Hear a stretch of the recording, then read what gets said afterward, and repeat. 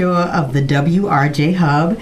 I have a very special guest artist who serves in so many functions and has really been a very crucial, critical part of how we're trying to do our best to save Woodlawn and in communities in general. And I'd like to take some time to have him introduce himself, and we've got so much to cover today and we're ready to go. So would you like to speak to our audience and say who you are? Yes, hi, my name is Haroon Garrell, and currently I'm a community organizer for Southside Together Organized for Power Housing Issues, and I do mentorship for the Restorative Justice Hub in Woodlawn. Okay, can you tell us a little bit about your time at Woodlawn and what you have observed over the last couple of years of actually what's going on? Well, actually, I grew up in Woodlawn, and what happened is I was a product of the environment over there. So I got involved in the street life as well. So I know exactly what's going on in Woodlawn and what needs to happen to help produce a change over there in that neighborhood. Okay, when you say you grew up there as an adolescent, a little kid, or a young man, how many years have you lived in Woodlawn? Over 35 years. Oh my goodness. Okay, you've grown up and lived and actively been a part of the Woodlawn fabric. I want to talk a little bit about what is going on, and what we do as the Restorative Justice Hub is try to connect young people, connect them with education and civic awareness. And I want to talk a little bit about what you think the need is in Woodlawn for the young people there. What do we need? What do we need? Well, first of all, we need jobs. Jobs. You have to be able to feed your family, have to be able to make a living. And that's one of the most important things you need is jobs, the right kind of education, and you need a lot of resources to help support people who striving to create some type of economic development for the community. Well, I'll play devil's advocate here. A lot of people say that, well, they don't want anything. They just want to gang bang. They want to rob. They want to steal. They want to get high. They want to. That's just wasting time and wasting space. And we need to run that riffraff out. And they need to be in jail. And why the police up here stopping this? And I'm here not to advocate crime. I'm here not to advocate riotous living, if you want to call it that, which is a really bad term, and I hate I used it. I want you to tell me a little bit about why people over the course of these few years have done what everybody's complaining about, but nobody wants to step up and help change, which is what you're very much a part of. You're a part of a solution to a problem. You're an advocate for change. You're an advocate for human life in actuality, because there's a lot of people like you who grew up in Woodlawn, who've lived through the bad part of it, and now this area is getting ready to go through the roof, and we'll talk a little bit about that. What do you see other than jobs is a solution to what's going on? Because people group these young people together and they seem not to even care that there's a need that needs to be supplied. I know that was a lot of questions all kind of ganged up on you together. But let's talk a little bit about not only jobs, what else is really needed in that area? Because this area is getting ready to go through the roof. A sense of community, a sense of love, a sense of respect for each other. That's what's really needed over there. You have a lot of people who feel that they living comfortable. I have mine. I'm sitting at my house. I'm educated. I got enough money to pay my rent. It's a sense of selfishness. This is my property. I want to see my property tax go up because I want to benefit from the fruits of my labor. And they don't want to give back to the community. They want to push the community out instead of giving back. A lot of time we have been taught that by experience and looking people ahead of us, that when you start being successful and making a certain amount of money, that you should move out of your community into a different area, into the suburbs, into a community where people don't look like you. So that's what's going on. You got people who's not invested in the community, the youth in the community, that want to help them change. They want to sit in the comfortability in their own households, and they hear shooting, call the police. You know, they don't know what's going on, call the police. If you hear arguing, call the police. But they not out there on the ground with their boots on the ground level, trying to teach the youth something different, show them something different. They not down there feeding nobody. Hello. You know what I'm saying? Helping them get food in there. Yes. And that's what they respect. Somebody that's taking ownership, that's taking the accountability with them. Hey, I'm here with you guys to bid in. So our youth is going to respect someone like that, that's going to help them, help feed them, clothe them. Some of these guys in and out of the penitentiary, in and out of these juvenile detention centers, you know, they need a little clothes. They need someone that's basic there needs. for Basic them. needs. Yeah. Roof over So their head. you got a lot of people in the community. They don't want to get involved in that level. They thing is, hey, we don't care what these guys need. I got a house right here. This is my property. They bring it out in the property value. They need to go. So there's no application of humanity. There is no sense of community. No, they just rather just sweep them under the rug or get rid of them in general. You're one of the people you talked about walking the streets and on the ground and trying to get training and addressing the basic needs. Tell me a little bit about what you see. How bad has it gotten? Well, it's rough because we have a lot of influence by our social structure in this society that perpetuate and influence single parent homes, where the government will help you if you're a single parent. You know, sometimes families need help. Help the family. Yes. Don't help the single parent. So that's influencing people to stay single instead of getting married. They want to stay single. They don't want, because they need all the help that they can get. And the children that's coming up are looking up to their parents, that the man shouldn't be in the household. You know, if he in the household, I can get in trouble. Someone can call in on me that I got this man in here, and I can lose my subsidized rent supplement, something of that nature. So this is the mindset of the children coming up. This is what they're being exposed to, and it's hard to make it on your own. It's hard to make it. You need help. You know, a woman who's running a household by herself, she need help, because sometimes she got to take the kids to school by herself, especially if she don't have that support from her family, her mom, her dad. But a lot of times this is passed down generation to generation. So you know, we need a sense of family. We need a sense of community, and that's where it started with the family. Then the family become pillars in the community, and so on like that. That's very deep.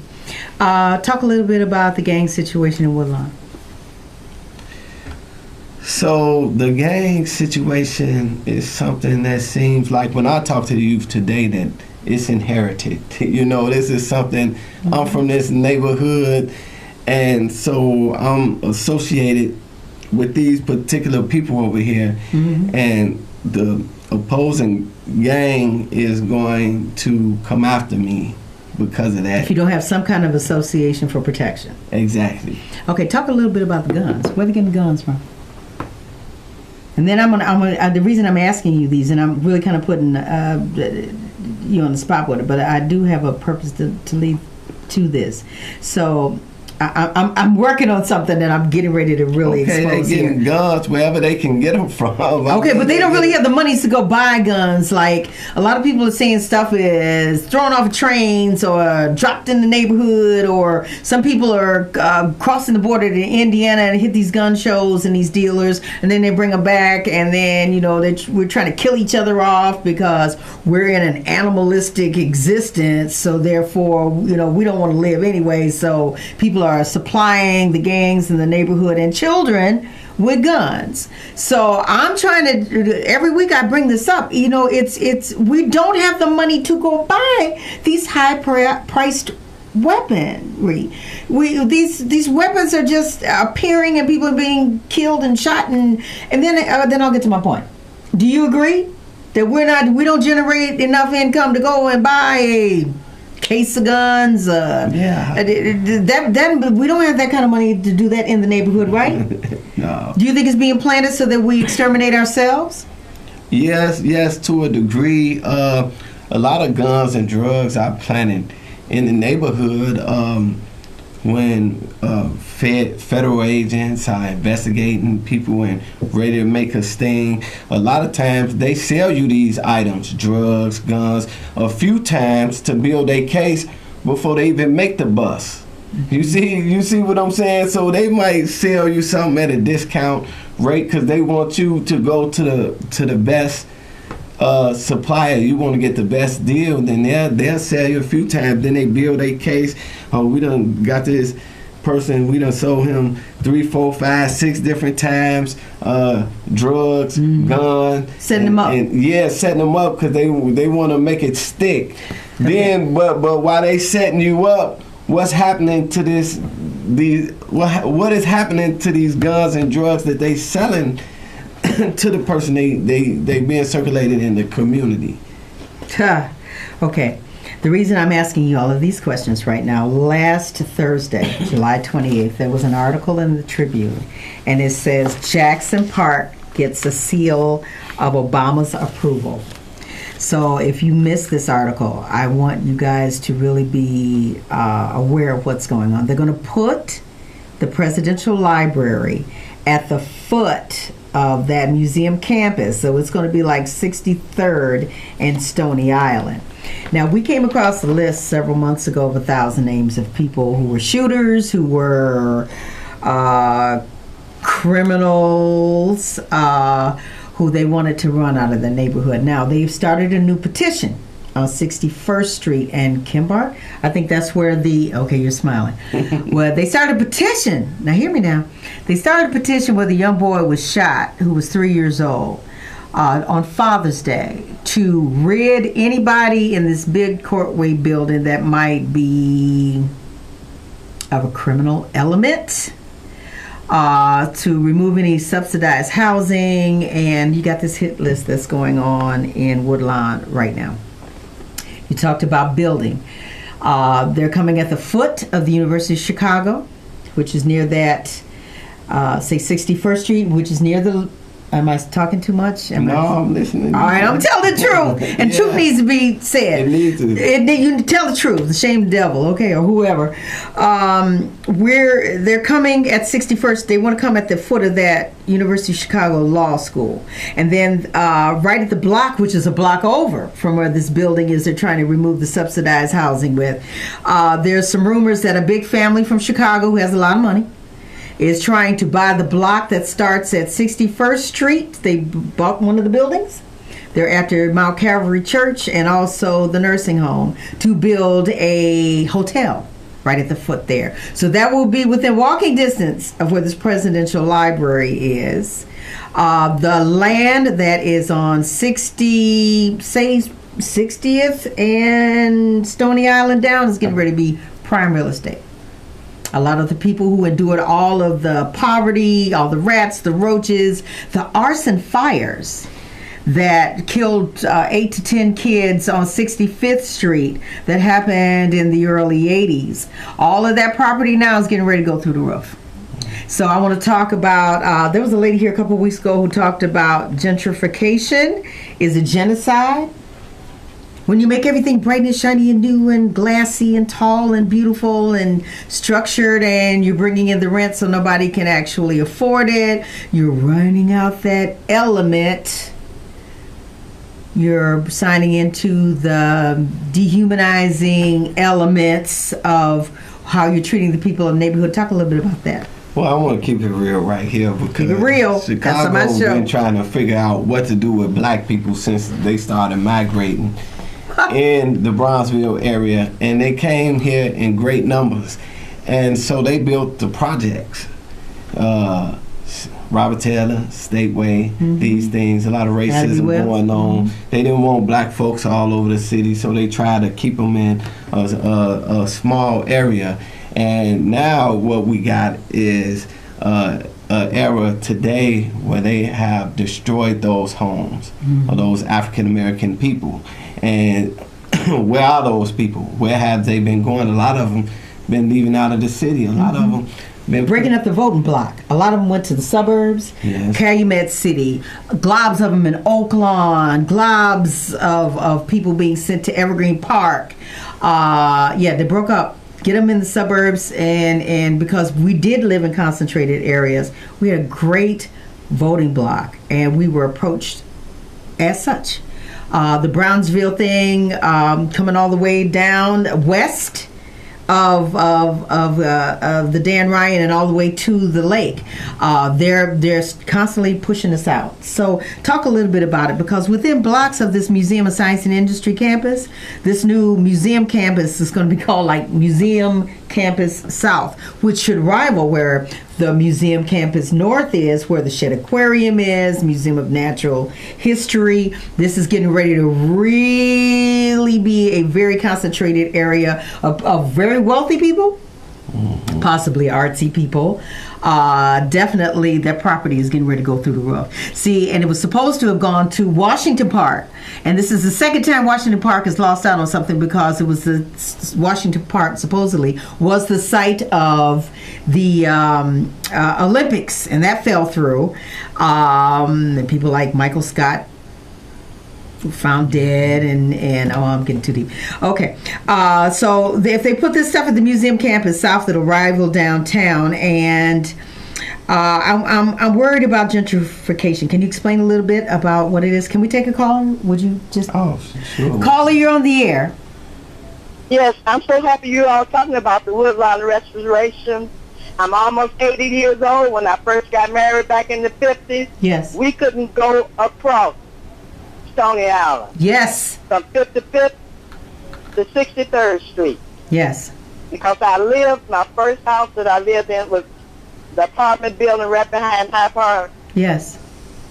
Over there. So we've come a long, long way. So keep this history going, because it's not about us. It's about getting the information out to these dynamic, young African American people that we have. Yes. It's tremendous. Yes. And they keep getting smarter and smarter and smarter every year. Yes, and we're conscious. We're aware of what's going on. That's why we have the WRJ Hub and organizations like STOP and organizations like We Can, who have come together to say, we ain't rolling. You know, like like the tree planted by the water, we shall not be moved, and rightfully so, because we paid our dues to be in that area. Thank you, callers, so much. I want to talk a little bit really quickly and get back to the question that I asked you. This goes so fast. I'm so sorry. The Woodlawn neighborhood is what the novel A Raisin in the Sun was written about. Right. So they didn't even want us in there. And the only reason they let some in were because some were intellectuals, and other than that, some were servants to the people who lived in Hyde Park, and we needed to be close. Now they're talking about renewing this metro. We're talking about reopening some of the transportation that comes all the way to Stony now. When they cut off at Cottage, they didn't allow people to be able to come. Okay, you're great, you're smiling. Okay, yeah, to that area. So there's been a lot of things that have been going on prior to this. And I guess they thought we'd either kill ourselves off or burn it down or let it just fall into total ruin. so that we would not be able to join the benefits of it. But there are people on the ground like you, and God bless you, because you have worked diligently and you've seen both sides of the equation. You know, the young, foolish, connected, you guys know what I'm talking about. You know that side of it, and you know this side of it. So tell us a little bit, just tell us a little bit about, is development code for ethnic cleansing? You know, we're going through a big... Yes, I would say it most definitely is. Like I said, they knocked down the project, so violence is sky high in Chicago. A reason, because, you know, they have a little element of gang culture and things, so they mingling people in neighborhoods that are opposing gangs, and they competing for turf and the economy, and the underground economy over there. So instead, it was a promise that CHA would rebuild these units. Unit for unit replacement never happened. You know, instead it's mixed units. Those thousands of projects units that should have been replaced are being slowly replaced. Maybe about 10 units a year, something like that. Very low numbers. A ratio to what they had promised. Yeah, and you got organizations like Chicago Housing Initiative. They got a Keeping the Promise ordinance. They pushing the whole CHA accountable for these things. So that's part of this gentrification thing that's going on. Along with, you got a lot of, I want to say, I'm gonna just go on and keep it real. Keep it real. Pastors, preachers who's licking their chops. They already, you know, dividing the neighborhood up into quadrants and sections, and they own they own the land that's right there. A lot of it's owned by a couple mega churches and the Woodlawn Development Corporation. They own most of the land where this stuff is going on. And they basically drooling at the mouth. This here is mine. This property mine. They like out there playing Monopoly. Oh, they playing Monopoly. They rolling the dice. They playing. They want to push these people out, bring this community in. You know, raise the property value and things like that. So how do we work as a block to prevent this? What do we do? I'm looking at the clock. I'm going like, oh God, time is going fast. Oh, okay. You got what do we do to stop this? Because development is gentrification. It is a form of genocide.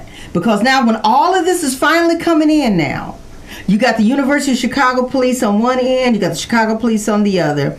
You've got, you're right on the edge of the Highlands with all the golf courses and the lagoons and the museum campus right here and the University of Chicago right north. You know, everybody said, well, you got a trauma center, shut up, be quiet. Look, you got it, you right, and that's something that you worked on too. But how many jobs? How many jobs are people going to be able to get in there and get from the University of Chicago? How many doctors? How many ethnic doctors are going to be able to practice? And nurses, technicians, and pharmacists. What is our piece of the pie of this for for a whole community who's been there for decades that nobody really paid attention to? This is, wake up, because they're coming. They're coming.